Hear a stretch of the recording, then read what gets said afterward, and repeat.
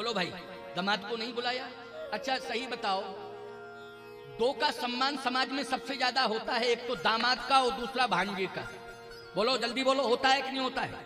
सबसे ज्यादा सम्मान जो है दो का ही होता है, दामाद का और भांजे का। होता है कि नहीं होता है? कोई भी घर में कार्यक्रम हो, तुम्हारे छोटा बड़ा दामाद और भांजे दोनों को बुलाते हो कि नहीं? अच्छा बुलाते हो तो सबसे पहले सम्मान करते हो कि नहीं करते हो? लेकिन वो कैसा राजा है दक्ष प्रजापति, जिसने सबको बुलाया लेकिन दामाद को नहीं बुलाया। क्यों नहीं बुलाया? एक बात और सुन लो, सब आए और दक्ष प्रजापति को प्रणाम किए, लेकिन दामाद क्यों करता प्रणाम? जल्दी बोलो भैया। अच्छा एक बात बताओ, ससुर के पैर दामाद छूता है कि दामाद के पैर ससुर छूता? जल्दी बोलो।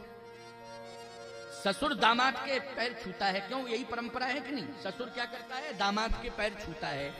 देखो ना हमारे ससुर है ना हमारे दामाद है, तो हमको तो पता ही नहीं है कि कौन किसके छूता है, लेकिन बात सही है, क्यों है नहीं? बात सही है कि ससुर ही दामाद के पैर छूता है, क्योंकि उसने अपनी बेटी का हाथ थमा दिया है। बोलो थमाया कि नहीं? और बेटी और दामाद के दोनों के पैर पूजे हैं। पूजे कि नहीं पूजे? पखारे भी हैं और पूजे भी हैं, इसलिए सम्मान। तो बोलो दामाद का सम्मान होना चाहिए था, और दामाद कोई ऐरा गहरा नट्ठू खैरा नहीं। हाँ कोई सड़क छाप होता, वैसा होता तो अलग बात है। दामाद कैसा है? विश्वनाथ। बोलो कितना प्रभाव है दामाद का। अरे दक्ष प्रजापति का क्या प्रभाव होगा शंकर जी के आगे? बोलो भाई, हम लोग भी भगवान शंकर की पूजा करते हैं भैया, और यही कहते हैं कि इन्हीं से हमें भगवान दर्शन देंगे, इन्हीं की कृपा से हमें प्रभु का दर्शन होगा है? और बड़े जल्दी प्रसन्न हो जाते हैं। लेकिन अभिमान के कारण दक्ष प्रजापति ने भगवान शंकर को नहीं बुलाया। अच्छा नहीं बुलाया, और सुन लो भैया, बेटी का भी अपमान किया। बेटी को बुलाया थोड़ी था, बिना बुलाई पहुंच गई है?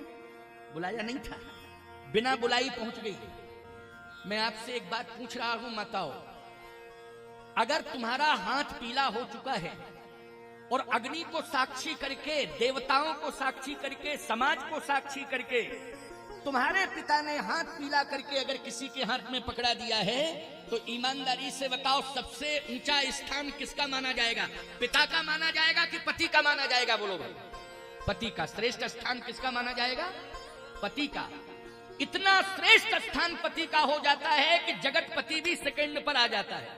बोलो आ जाता है कि नहीं? जगतपति मानी भगवान दूसरे नंबर पर, पहले नंबर पर कौन है?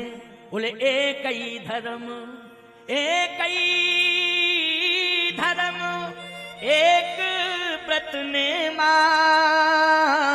ओ काय बचन मन पति पद प्रेमा, उत्तम के अस बस मन माही, सपने हुआन पुरुष जग नाही, मध्यम पर पति देखई कैसे, भ्राता पिता पुत्र निज जैसे, धर्म विचार समुझ कुल रही, ओ सोन कृष्ण अस सुत कही, ओ बिन अवसर भयते रही जोई, ओ जानहु अधम नारी जग सोई। लेकिन एक ही धर्म एक व्रत नेमा, ओ काय वचन मन पति पद प्रेमा। एक ही धर्म है, एक ही नियम है, एक ही व्रत है, मन वचन कर्म से अपने पति को मानना और समर्पित रहना, यही सब कुछ है। ये रामायण का प्रमाण है। लेकिन आज तो बड़ी विडंबना हो गई। आज तो एक ही धर्म एक व्रत नेमा, ओ पति छोड़ के चलो सनेमा। एक ही धर्म, ये क्या ये धर्म? विडंबना देखो, ये कौन सी विडंबना आ गई है समाज में? बोलो है विडंबना कि नहीं? एक बात और सुन लो कान खोल करके, अगर हम भगवती सीता का पाठ पढ़ा रहे हैं, अनसुईया जी ने ये शिक्षा भगवती श्री जानकी को दी है। बोलो दी है कि नहीं दी है? चित्रकूट की सभा में एक ही धर्म एक व्रत नेमा, काय वचन मन पति पद प्रेमा। लेकिन आपने विचार किया कभी? अनसुईया जी कह रही हैं कि सीता ये तुम्हारा धर्म है, लेकिन सीता जी को पति कैसे मिले? पति तो ऐसे मिले जो जगत नियंता हैं, जगदाधार हैं, जगदीश्वर हैं, अखिल ब्रह्मांड नायक हैं। बोलो है कि नहीं? ऐसे पति मिले। बोलो मिले कि नहीं मिले? और उन्हीं को हम कहते हैं भगवान राम। बोलो कहते हैं कि नहीं कहते? हम इस बात को मानते हैं कि आज का पति जगदाधार नहीं हो सकता है, आज का पति जगत नियंता नहीं हो सकता है, लेकिन आज का पति श्री राम के चरित्र को स्वीकार करके राम के चरित्र पर चलने वाला तो हो सकता है, जो राम के चरित्र पर चलता है उसका विशेष सम्मान समाज में भी होता है और उसकी पत्नी का भी गौरव बढ़ता है। बोलो बढ़ता है कि नहीं बढ़ता है? इसलिए पतियों को चाहिए कि राम जैसा चरित्र अपनावें। जो रामायण में श्री राम जी की परंपरा है उस परंपरा को स्वीकार करें, उसी परंपरा पर चलें। बोलो चलें कि नहीं? तो सीधी सी बात यह है कि पत्नी अगर सीता, तुम चाह रहे हो कि मेरी पत्नी सीता बन जावे, तो पहले तुम्हें राम बनना पड़ेगा। बोलो बनना पड़ेगा कि नहीं? पहले तुम्हें राम बनना पड़ेगा, तभी तुम्हारी पत्नी सीता बन सकती है। लेकिन तुम सोच रहे हो कि हमें सीता जैसी, सीता माता के चरित्र का अनुसरण करने वाली पत्नी मिल जाए। क्यों भाई? सीता जी के चरित्र का अनुसरण करने वाली पत्नी मिल जाए, अगर ये तुम्हारे मन में परिकल्पना है तो बोलो तुम्हें राम के चरित्र को स्वीकार करना पड़ेगा। लेकिन सोच रहे हो सीता जी के चरित्र को मानने वाली पत्नी मिले सीता जैसी और हम बने रहे खरदूषण, तो बोलो ये निभ पाएगा क्या? ये चल पाएगा? इसलिए दोनों सुधार करो, अपना अपना करो सुधार। हम बदलेंगे युग बदलेगा, हम सुधरेंगे युग सुधरेगा। सभी में परिवर्तन लाने की जरूरत है, अपने आप को परिवर्तित करने की जरूरत है, चरित्र के निर्माण की जरूरत है, चरित्र का सुधार करना है। चरित्र निर्माण के लिए ही राम कथा का आयोजन किया गया है। सती जी नहीं मानी, चली गई। भगवान शंकर तो राम राम राम राम जपने लगे, लेकिन जैसे ही पहुंची तो जितनी बहनें थी सब हंस पड़ी, उपहास किया, हंस पड़ी सब। माता भी नहीं मिली, समझ लो मन से नहीं मिली। किससे? मन से नहीं। पिता का तो कहने क्या, पिता ने तो देखा ही नहीं। आई होगी, कौन आई, क्या है, कैसी है? अभिमान में बैठा था ना। किस में बैठा था? अभिमान। लेकिन याद रखना, सती को उस दिन अपने पति की महिमा याद आई कि मेरा पति कितना महान, कि बार बार मुझे समझाता रहा कि भगवान को मान, भगवान को मान, भगवान को मान। लेकिन मैं पिता के चरित्र से प्रभावित थी और पिता ने जो मुझे संस्कार दिए थे उन्हीं संस्कारों से मैं प्रभावित बनी रही, और परिणाम ये हुआ कि परम पिता भी नहीं मिला और पति भी नहीं मिला, और आज पिता भी मुझसे दूर हो गया। बोलो हो गया कि नहीं? पिता भी दूर हो गया, परम पिता भी दूर हो गया और पति भी दूर हो गया। अब मैं कहीं की नहीं रही। अब मुझे क्या करना चाहिए? बोले मरना चाहिए, मरना चाहिए। अब जीवन जीने से कोई फायदा नहीं। सावधानी से सुनना। सती ने प्राणांत कहां किया? बोलो कैलाश पर्वत पे किया कि कनखल में दक्ष प्रजापति के यहां किया? बोलो दक्ष प्रजापति कहां रहते थे? हरिद्वार में, कनखल में। वही स्थान आज भी है हरिद्वार में। बोलो वहीं आत्मदाय किया कि नहीं? वहीं किया। एक काम बहुत अच्छा किया उसने। क्या? जैसे हम लोग एक शिक्षा देते हैं ना कि भैया मरने के पहले राम राम कहो, भगवान का स्मरण करो। कहते कि नहीं कहते? किसका? भगवान का स्मरण करो, राम राम कहो, राम राम कहो। लेकिन वहां तो सती से कोई कहने वाला नहीं था, लेकिन सती जैसे ही प्राण त्यागने लगी तो उसने हरि का स्मरण किया। हरि बोले सती मदत हरि सन बर मांगा। प्रमाण मिल गया। सती मदत हरि, हरि मानी नारायण, हरि मानी नारायण। इसके बाद फिर कहा हर, हरि के बाद हर, हर मानी शंकर, हरि मानी नारायण। सती मदत हरि सन बर मांगा, जन्म जन्म शिव पद अनुरागा। हे यज्ञ भगवान, हे नारायण, हे हरि, मैं अपनी भूल को स्वीकार कर रही हूं और आज मैं प्राणांत कर रही हूं, लेकिन इस प्रार्थना के साथ कि अगले जन्म में मुझे भगवान शंकर ही पति के रूप में मिले। जन्म जन्म शिव पद अनुरागा। भगवान शंकर मुझे पति के रूप में मिले, लेकिन पिता के रूप में दक्ष नहीं मिले। दक्ष नहीं मिलना चाहिए पिता के रूप में। पति भगवान शंकर हो लेकिन पिता दक्ष ना हो।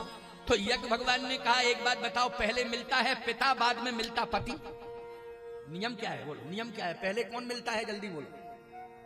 पति तो मिलता है लेकिन पहले पिता मिलता है तब पति मिलता है, कि पहले पति फिर पिता? ऐसा तो नहीं है। उल्टी गंगा बहती कहीं, गंगा सागर से गंगा जी कहां जाती है? गंगोत्री में, कि गंगोत्री से गंगा सागर जाती है?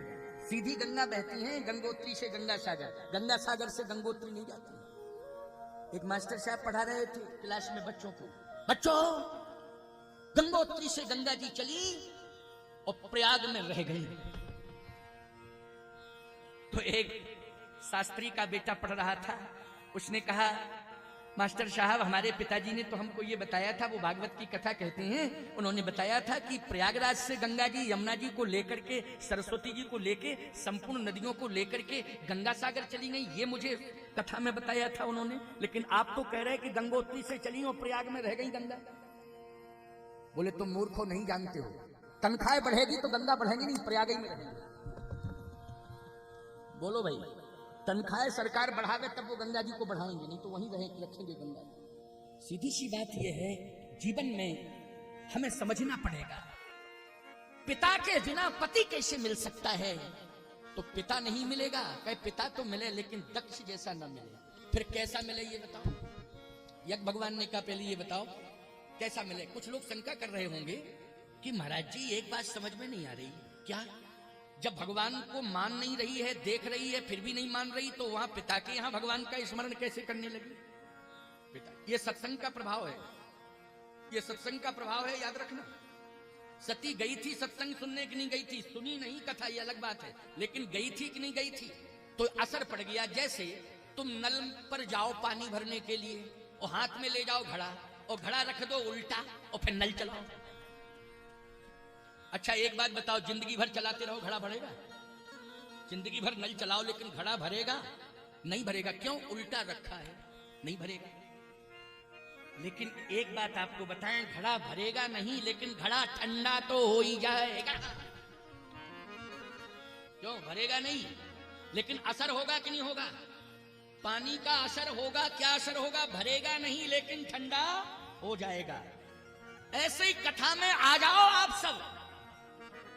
भले ही एक सोचो कि कथा समझ में नहीं आ रही है, भले ही तुम्हारी समझ में कथा नहीं आ रही है, लेकिन कथा अपना असर जरूर करेगी, जरूर करेगी, जरूर करेगी, अपना असर करेगी कथा, याद रखना। कहीं ना कहीं कथा कभी ना कभी तुम्हारे जीवन के लिए आधार बन जाएगी। जैसे सती के लिए आधार बन गई कथा कि सती मरत हरिशन भर मांगा, मरने के पहले भगवान का स्मरण किया। बोलो किया कि नहीं किया स्मरण? और पिता का त्याग किया। बोलो किसका त्याग किया? पिता का त्याग किया। इसलिए किया कि अगर इस पिता ने मुझे कथा सुनने के संस्कार दिए होते तो आज मेरी ये विडंबना नहीं होती, लेकिन कथा के संस्कार नहीं दिए इसलिए विडंबना हुई। तो ऐसा पिता मुझे नहीं चाहिए। यज्ञ भगवान ने कहा कैसा पिता चाहिए? सती ने कहा जो शीतल स्वभाव वाला हो। स्वभाव कैसा होना चाहिए? शीतल स्वभाव। अस स्वभाव कहाँ सुनेऊ न देख, कहे खगेश रघुपति समलेख। को रघुवीर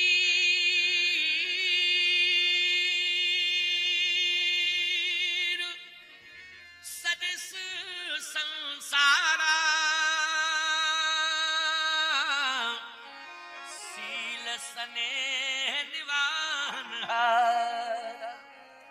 भगवान कैसा स्वभाव, राम जी जैसा स्वभाव किसी का नहीं। शील स्नेह निवाहन हारा। भगवान राम ने व्यवहार से परिवर्तन किया। बोलो किया, किससे किया? व्यवहार से, सुंदर व्यवहार से परिवर्तन किया। और एक बात बताएं आपको, कई साल से बोलचाल ना हो एक दूसरे में, कई साल से बोलचाल ना हो, लेकिन अगर आपने अपने सामने वाले शत्रु से कह दिया राम राम, तो वो आगे चल के कहेगा भैया हमारी उनकी दुश्मनी खत्म। क्यों? बोले हमारी उनकी राम राम हो गई, हमको देख के उसने राम राम कर दिया, अब दुश्मनी खत्म। अच्छा बोलो भाई, राम राम कहने से दुश्मनी खत्म हुई कि नहीं हुई? राम शब्द कान में पड़ा, हृदय बदल गया। बोलो बदल गया कि नहीं बदल गया? हृदय बदल गया। इसलिए राम में बड़ी ताकत है। तो कैसा पिता मिलना चाहिए? सती जी ने कहा शीतल स्वभाव वाला, और बोले अचल प्रतिष्ठित हो। अचल प्रतिष्ठित, प्रतिष्ठा जिसकी समाज में अचल हो। मतलब ऐसा चरित्र होना चाहिए कि कभी उसकी प्रतिष्ठा समाज से जाए ना, हमेशा बरकरार रहे। अच्छा बोलो, जिस पिता की प्रतिष्ठा समाज में बरकरार रहती है उसका पूरा परिवार अपने को गौरवान्वित मानता है कि नहीं मानता है? बोलो, गौरवान्वित मानता है कि धन्य है मेरा जन्म ऐसे परिवार में हुआ है कि मेरे पिता का सम्मान हर पल हर क्षण हर जगह होता है, हर पल हर क्षण और हर जगह होता है। ऐसा पिता मुझे मिला, ऐसे परिवार में जन्म लेने का सौभाग्य मुझे मिला। इसलिए मैं कहता हूं कि पिता बनने के पहले संकल्प लो कि हम ऐसा काम करेंगे कि हमारा समाज में सम्मान बरकरार रहे और हमारी संतान जन्म लेने के बाद होश में आए तो अपने को गौरवान्वित महसूस करे कि मैं ऐसे खानदान में पैदा हुआ हूं कि जहां पर हर जगह सम्मान ही सम्मान होता है। बोलो, ऐसा अच्छा कार्य करना चाहिए कि नहीं करना चाहिए? ऐसा कार्य करना चाहिए। हमारे बड़े महाराज जी के ऐसे ऐसे बैठे हमारे श्री भगवान दास श्रृंगारी जी महाराज के कई स्थानों का संचालन कर रहे हैं साहब, और इतने परिश्रमी मूर्ति हैं कि कोई स्थान टूटा फूटा रूठा पड़ा है तो जरा सा प्रयास करते हैं और वहां पर आनंद ही आनंद बरसा देते हैं। देखिए गोरा खुर्द में महाराज श्री बैठे हैं, वयोवृद्ध संत श्री महंत राम बालक दास जी महाराज श्रृंगारी जी को चुना तो आज बोलो कितना सुंदर गेट महल बन रहा है कि नहीं बन रहा है? बोलो भाई, देखने जाओ, दर्शन करने जाओ। श्री देव रमन जानकी जी महाराज का दर्शन करने जाओ, कितना भव्य दिव्य जो है बन रहा है मंदिर। हमारे त्यागी जी बैठे हैं, अभी अभी पता चला कि जंगल में मंगल कर दिया, बड़ी विशाल यज्ञशाला बन रही है। बोलो, बन रही है, बहुत बड़ी दिव्य यज्ञशाला, भव्य यज्ञशाला। और कई बार दूरभाष पर और श्रृंगारी जी महाराज से कह चुके हैं कि जगत गुरु जी का समय दिला दो, यज्ञ कराना है, समय दिलाओ, समय दिलाओ। और आज भी समय की चर्चा चल रही थी कि समय किसी तरह मिले। मैं भगवान से प्रार्थना करता हूं कि इतनी विशाल यज्ञशाला बन रही है, ठाकुर जी मुझे सामर्थ्य दें कि बार बार त्यागी जी कह रहे हैं तो ये शरीर उनके यज्ञ में भी समय दे। ठाकुर जी से मेरी प्रार्थना, ठाकुर जी से प्रार्थना है। अब कैसे ठाकुर जी दिलवाएंगे, अब ये चर्चा होगी, ठीक है ना? लेकिन आपकी यश कीर्ति सुनकर के प्रसन्नता हो। हमारे बगल में ही बैठे हैं, क्या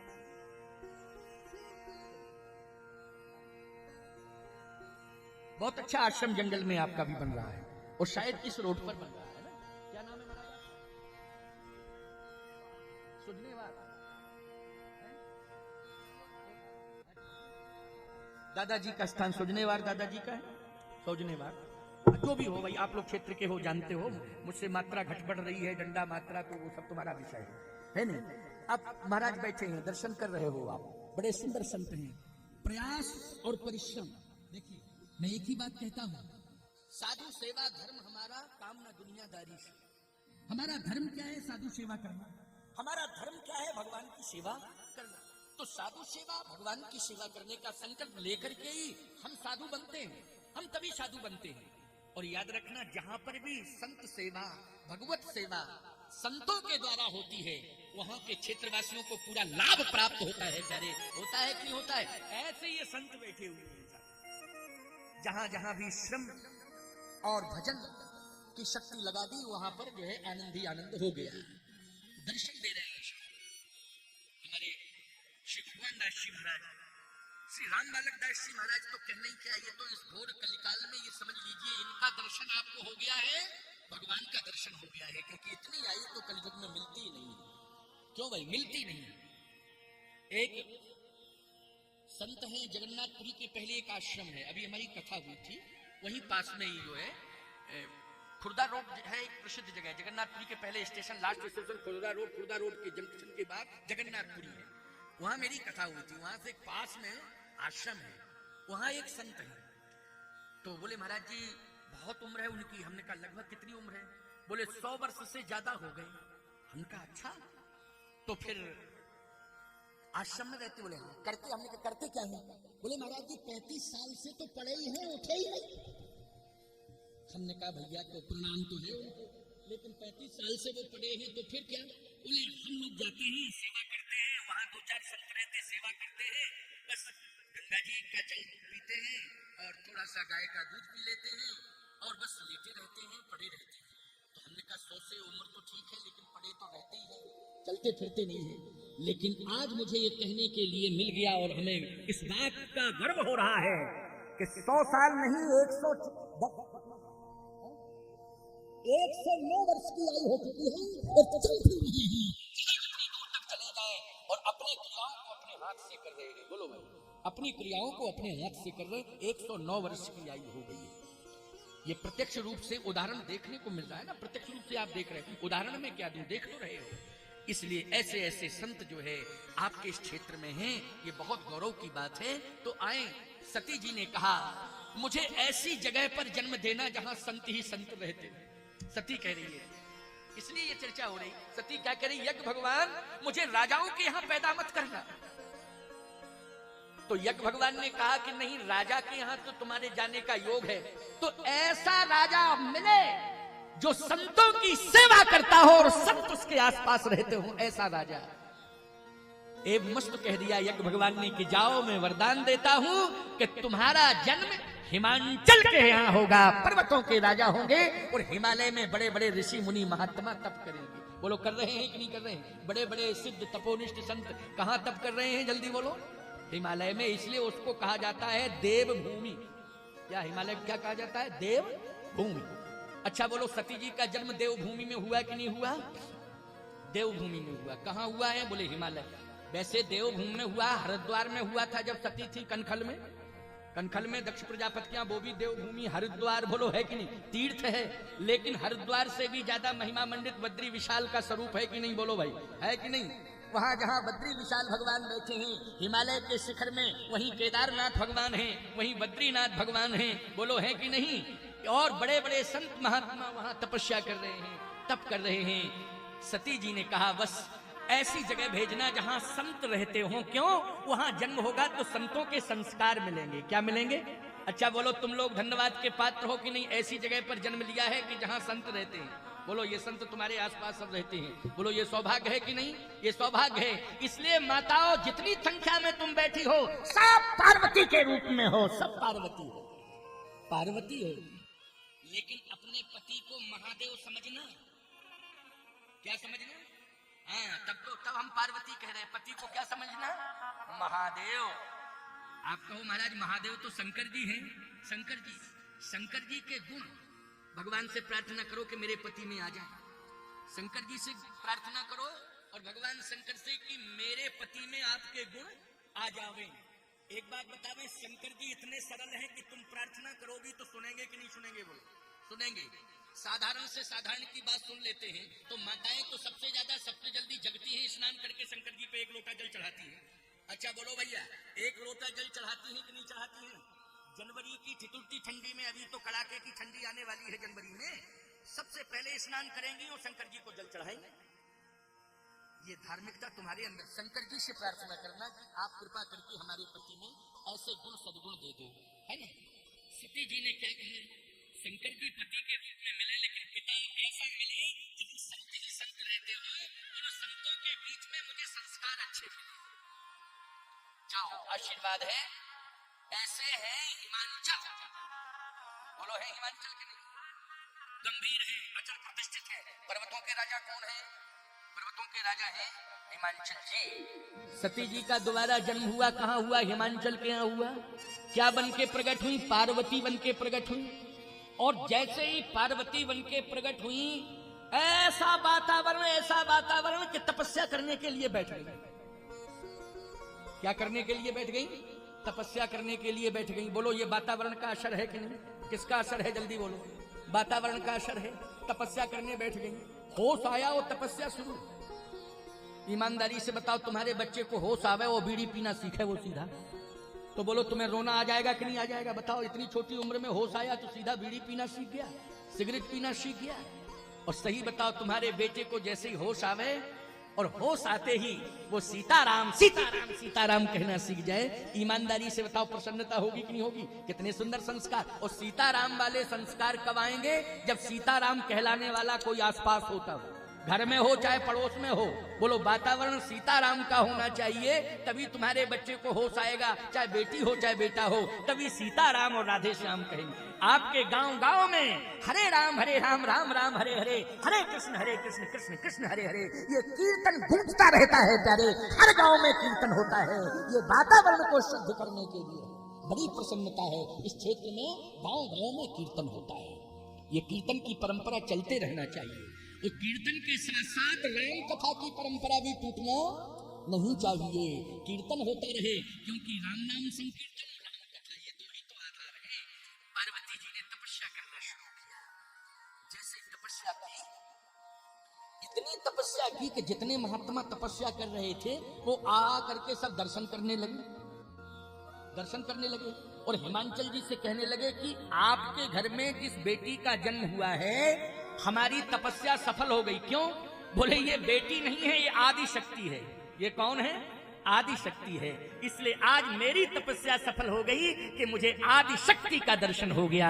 सब प्रणाम करने लगे महात्मा आ करके। अब हिमांचल जी को चिंता बढ़ गई। क्या चिंता बढ़ गई? कि हमारी बेटी इतनी बड़ी तपस्विनी है कि बड़े बड़े तपस्वी सब प्रणाम कर रहे हैं। अब बेटी का विवाह ऐसे तपस्वी के साथ किया जाए कि उस तपस्वी की तपस्या को देख करके बड़े बड़े तपस्वी शरणापन्न हो जाते हो। जैसे आपकी बेटी बहुत पढ़ जाए तो चिंता इस बात की होती है कि इतना पढ़ा, इससे ज्यादा पढ़ा लिखा बर होना चाहिए। बोलो भैया, तो खोजते फिरते हो कि नहीं कि हमारी बेटी जितनी पढ़ी लिखी है उससे ज्यादा पढ़ा लिखा बर होना चाहिए। ऐसे ही हिमांचल जी ने सोचने लगे कि मेरी बेटी इतनी बड़ी तपस्विनी है, मेरी बेटी ने जितनी तपस्या की है बर ऐसा ही तपस्वी होना चाहिए। अब बताओ सबसे बड़े तपस्वी कौन है? अरे देवता तपस्या कर रहा है लेकिन वो देव ही है, महादेव है। बोलो है कि नहीं? और कितने बड़े तपस्वी हैं? बोले बीते संबत सहस्र 87 उतजी समाधि शंभु अवनासी। भगवान शंकर इतने बड़े समाधिस्थ अवस्था में रहते हैं कि उन जैसी समाधि तो संसार में किसी की लगती ही नहीं। पति के रूप में कौन है? शंकर जी। पार्वती भी चाह रही है कि मुझे भगवान शिव मिले, लेकिन समस्या यह है कि अब शिव जी के पास जावे कौन, कहे कौन। इतने में नारद जी आ गए और जैसे नारद जी आए तो नारद जी को प्रणाम किया हिमांचल जी ने। वो कहा महाराज आप आ गए हो, अब हमें विश्वास है कि समस्या का समाधान हो जाएगा। कैसे? बोले बेटी विवाह लायक है और आप आशीर्वाद दो कि मेरी बेटी को लायक वर मिले। नारद जी ने कहा मिलेगा मिलेगा मिलेगा। भाई आप किसी संत के चरण पकड़ लो, कहो महाराज बेटी का विवाह हो लेकिन लायक वर मिले, तो संत क्या कहेगा?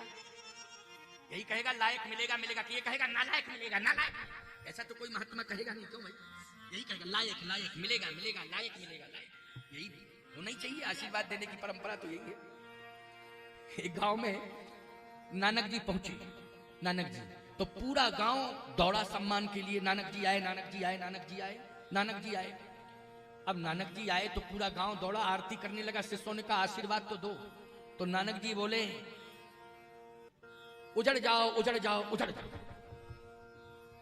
शिष्यों ने कहा महाराज लगता है कि सेंस में नहीं हो आप। ये उजड़ जाओ वाली भाषा ठीक थोड़ी है। उजड़ जाओ उजड़ जाओ, दूसरे गांव में जाएंगे ना जाने क्या संदेश गलत पहुंच जाए, लोग अपमान करने लग जाएंगे कि ऐसे बाबा आते हैं जो श्राप दे देते हैं, आशीर्वाद देते नहीं। नानक जी गंभीर थे, कुछ नहीं बोले। दूसरे गांव में पहुंचे तो लाठी लेके लोग निकल पड़े। लाठी लेके लोग निकल पड़े, बोले भागो भागो भागो भागो, क्योंकि उस गांव को उजड़ने वाला श्राप देके आए हो, हमारे गांव में चले आए हो। तो नानक जी बोले बसे रहो बसे रहो बसे रहो।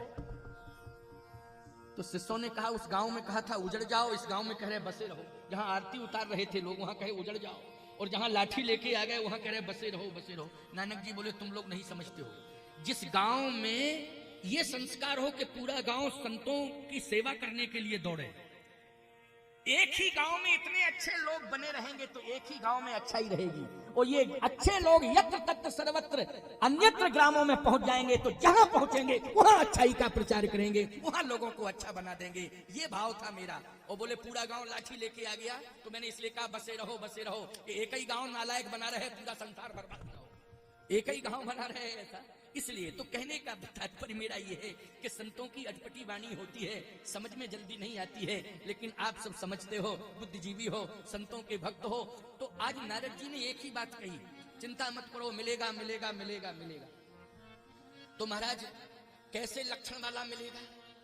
बोले जोगी जटिल अकाम, जोगी जटिल अकाम, नगन अमंगल भेष अस स्वामी यही कहाँ मिले परी हस्त यस रेख।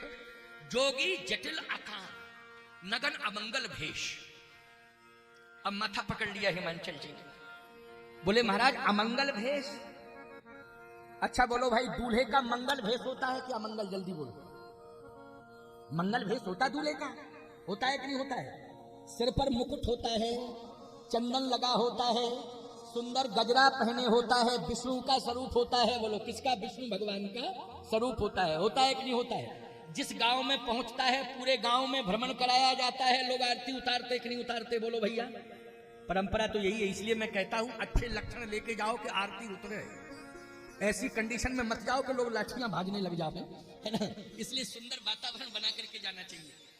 हिमांचल जी ने कहा अमंगल भेष, हाँ, नगन अमंगल भेष अस स्वामी यही कहाँ मिले परिहस्त यस रेख।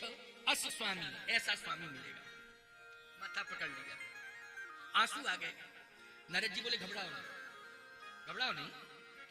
तुम्हें मालूम है कि संसार में ऐसा भेष किसका है? बोलो।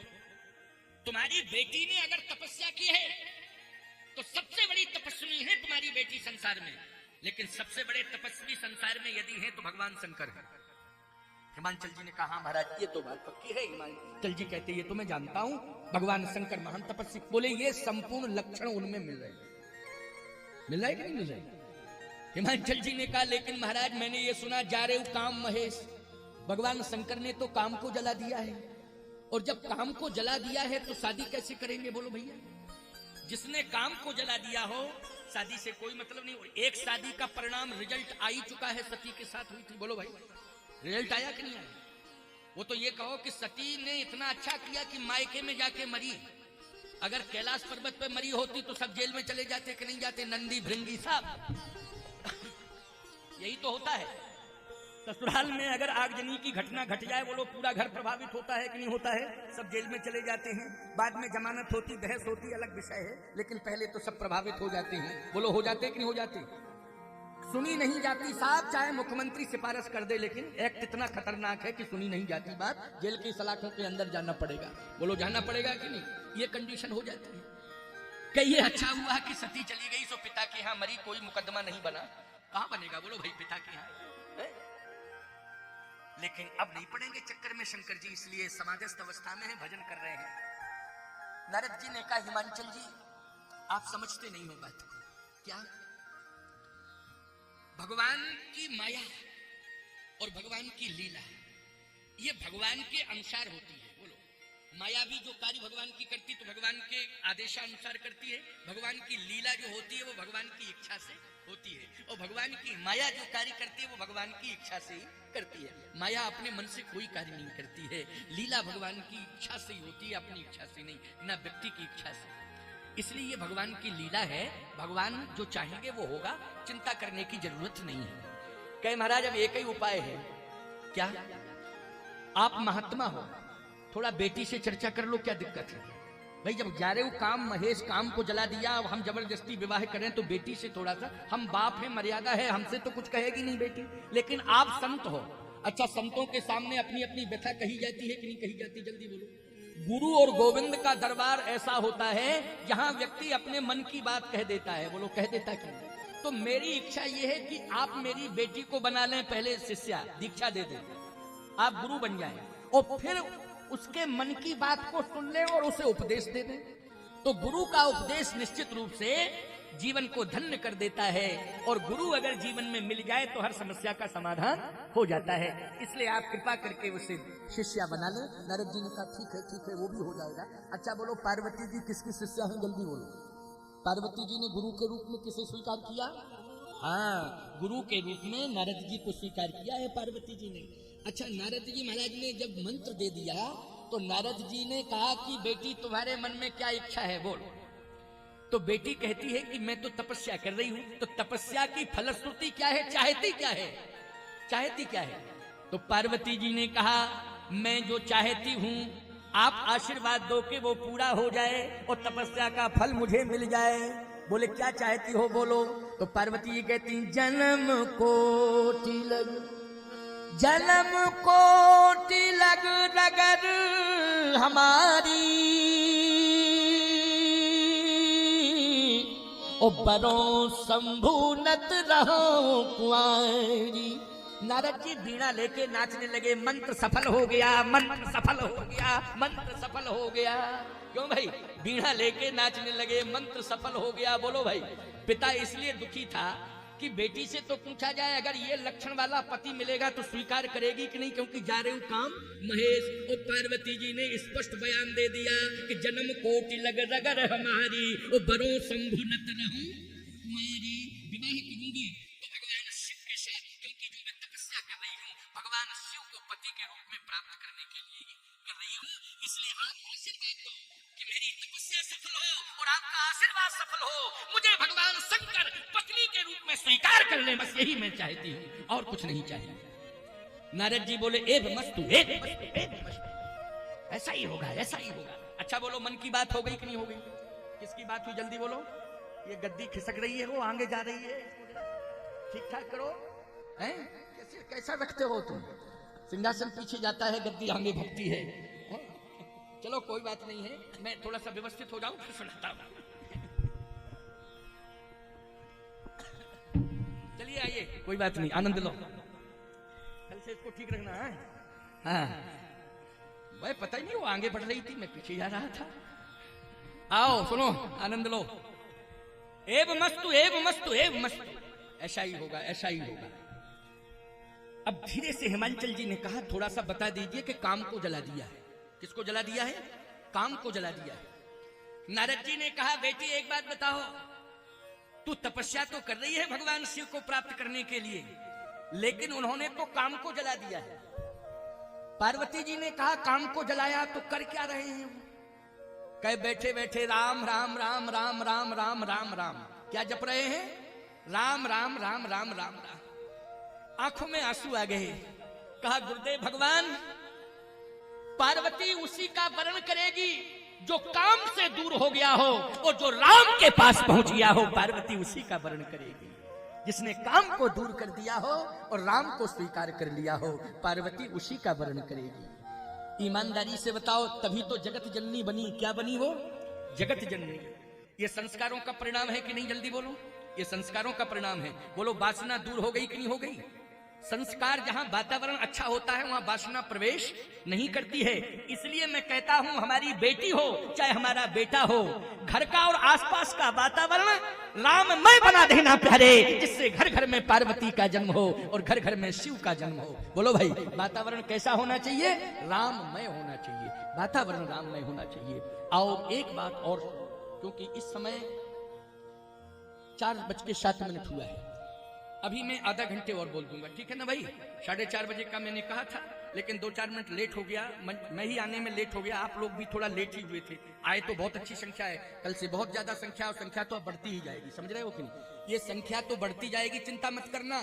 आपके बैठने की समुचित व्यवस्था बना दी जाएगी, लंबी बिछायत कर दी जाएगी। आनंद से बैठ के श्रवण करना, कहीं कोई दिक्कत वाली बात नहीं। मौसम इतना अच्छा है, इतना अच्छा है कि इस मौसम में धूप पसंद है सबको। बोलो है कि नहीं? क्या पसंद है? धूप पसंद है। बोलो है धूप पसंद कि नहीं? अच्छा एक बात बताओ, हम धूप अगर दिला दें तो अच्छा है कि पानी बरसा दें तो अच्छा है? धूप अगर दिलाएं आपको तो अच्छा है। बोलो भाई, वाटर प्रूफ पंडाल है, पानी का कहीं कोई असर नहीं होगा। लेकिन ईमानदारी से बताओ, ठंडा वातावरण असर करेगा कि नहीं करेगा? और धूप देखो भगवान की कितनी बड़ी कृपा है, धूप बहुत सुंदर खिली है। बोलो खिली है कि नहीं खिली है? इसलिए आनंद मिलेगा। प्रतिदिन जो है प्रकृति आपके साथ होगी, राम की कथा आपके साथ होगी, और राम की संस्कृति के साथ साथ राम की प्रकृति भी आपके साथ होगी। ये प्रकृति भी आपका साथ दे रही। वातावरण बहुत सुंदर है। आज पार्वती जी ने कहा बरों शंभुनत रहो को